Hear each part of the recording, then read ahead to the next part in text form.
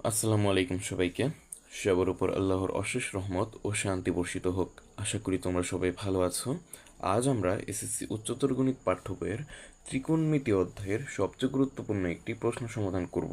দেখো, আজ আমরা এই প্রশ্নটির ঠিক আছে ক নং সমাধান করব। দেখো, -315 ডিগ্রি কোণটি কোন চতুর্ভাগে অবস্থিত চিত্রসহ নির্ণয় করো। খুব গুরুত্বপূর্ণ একটি প্রশ্ন, প্রতিটি এক্সামে আর কি ক নম্বরে দিয়ে দেয়। ঠিক আছে, আশা করি তোমরা এটা পারবে খুব সহজেই। দেখো, আমরা চলো সমাধান করে ফেলি। দেখো, -315 ডিগ্রি, আচ্ছা এটাকে আমরা ভেঙে ফেলবো একটা সূত্রে। ঠিক আছে, n × π/2 ± θ। ঠিক আছে, ওই আকারে আমরা ভেঙে ফেলবো, তোমাদের পাঠ্য বই সূত্রটি দেওয়া আছে। ঠিক আছে, দেখো -315কে কীভাবে লেখা যায়। দেখো, -270 ডিগ্রি -45 ডিগ্রি। ঠিক আছে, এই 45 ডিগ্রিকে আমরা এভাবেই রেখে দেব। ঠিক আছে, কারণ এটা আমাদেরকে সুবিধা দেবে। কিভাবে একটু পরে বলছি। আমরা এই -270 ডিগ্রিকে মানে সমকোণে ভাঙবো। ঠিক আছে, মানে সমকোণ দিয়ে প্রকাশ করব। ঠিক আছে, এবং একটা পূর্ণ সংখ্যা দিয়ে প্রকাশ করব। ঠিক আছে, মূলত এখানে পূর্ণ সংখ্যা কিন্তু -3। ঠিক আছে, একটা পূর্ণ সংখ্যার গুণিতক আকারে প্রকাশ করব। ঠিক আছে, দেখো, আমরা -3 সঙ্গে 90 ডিগ্রি গুণ করলে কিন্তু -270 ডিগ্রি হয়। ঠিক আছে, আর -45 ডিগ্রি তো এইভাবে থাকলো।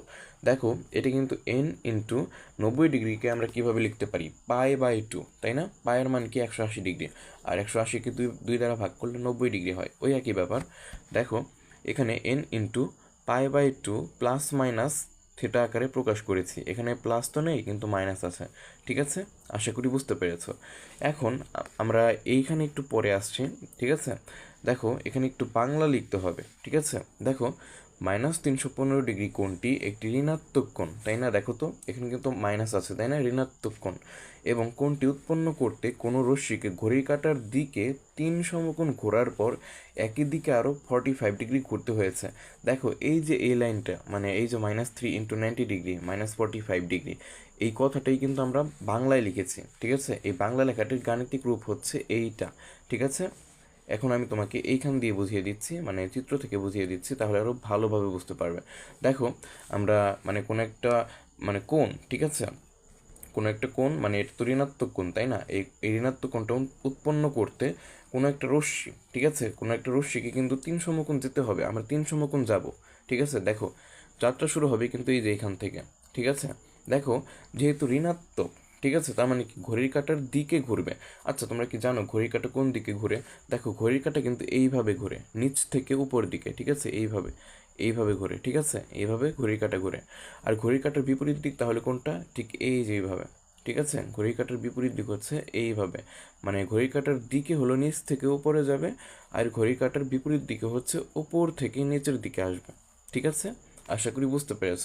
যেহেতু ঋণাত্মক মান মানে ঋণাত্মক কোণ, তার মানে নিচের দিকে যাবে, মানে ঘড়ির কাঁটার দিকে। দেখো, ঘড়ির কাঁটার দিকে কত ঘর যাব দেখো তো। এই যে একবার জাম্প দিলাম, আরেকবার জাম্প দিলাম, আরেকবার, তার মানে কি 3বার আমরা মানে জাম্প দিলাম। তার মানে কি এখানে কিন্তু 3 সমকোণ পার হলাম, তাই না? এই যে এখান থেকে এখান পর্যন্ত 1 সমকোণ, আবার এখান থেকে এখান পর্যন্ত 1 সমকোণ, এখান থেকে এখান পর্যন্ত 1 সমকোণ। তার মানে কি 3 সমকোণ হলো। কিন্তু 3 সমকোণ যাওয়ার পরে তো থেমে থাকা যাবে না, তাই না? কারণ আপাতত মানে এই অবস্থায় আমরা 270 ডিগ্রি পর্যন্ত এসেছি, মানে এই যে অক্ষে আছি, কিন্তু এই পর্যন্ত আমরা 270 ডিগ্রি, অর্থাৎ -270 ডিগ্রিতে মানে অবস্থান করছি। কিন্তু আমাদের আরও 45 ডিগ্রি যেতে হবে। অর্থাৎ ধরো আর একটু সামনে গেলাম। ঠিক আছে, এই যে মানে এই যে এই পর্যন্ত গেলাম। ঠিক আছে, এইটুকু কিন্তু 90 ডিগ্রি, আমরা অর্ধেক গেলাম। ঠিক আছে, এই পর্যন্ত মানে এখান থেকে এই পর্যন্ত গেলাম।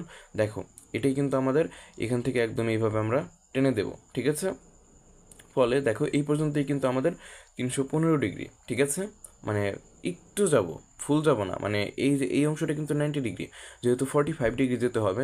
তার মানে কি অর্ধেক গেলাম, মানে এখান থেকে এই পর্যন্ত গেলাম, এখন আমরা টেনে দিলাম। ঠিক আছে, ফলে দেখো কোণ উৎপন্ন হয়ে গেছে। ঠিক আছে, এটাই কিন্তু আমাদের -315 ডিগ্রি কোণ। ঠিক আছে, যা একটি ঋণাত্মক কোণ। সুতরাং -315 ডিগ্রি কোণটির অবস্থান কিন্তু দেখো প্রথম চতুর্ভাগে, কিন্তু দেখো এই যে এখানে কিন্তু মানে একদম উৎপন্ন হয়ে গেছে। ঠিক আছে, প্রথম চতুর্ভাগে আমরা থেমে গেছি, অর্থাৎ প্রথম চতুর্ভাগে হবে -315 ডিগ্রি কোণটির অবস্থান। ঠিক আছে, আশা করি বুঝতে পেরেছ। মূলত n × π/2 প্লাস মাইনাস থিটা এই সূত্রটি বুঝতে পারলে, জানতে পারলে এই ধরনের সকল প্রশ্ন তুমি সমাধান করতে পারবে। এখন যদি এটা -315 ডিগ্রি না থেকে +315 ডিগ্রি থাকতো, মানে প্লাস মানে তো কিছু সামনে দেওয়া থাকবে না, তাই না? তখন তুমি মানে ওপর থেকে নিচের দিকে আসবে, ঠিক আছে? তখন ওপর থেকে নিচের দিকে আসবে, তখন মানে অবস্থানটা কোথায় হতো? দেখো আমরা প্লাস না, তার মানে ঘড়ির কাঁটার বিপরীত দিকে যাব। দেখো এই যে এক ঘর, মানে এই যে 1 সমকোণ, 2 সমকোণ, 3 সমকোণ আর 45 ডিগ্রি যেহেতু একটু সামনে যাব, দেখো এই যে এখানে, তখন কিন্তু মানটা হতো মানে মানে তখন কিন্তু 315 ডিগ্রি কোণটি চতুর্ভাগে অবস্থান করতো, ঠিক আছে?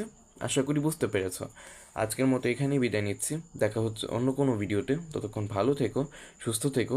আসসালামু আলাইকুম সবাইকে।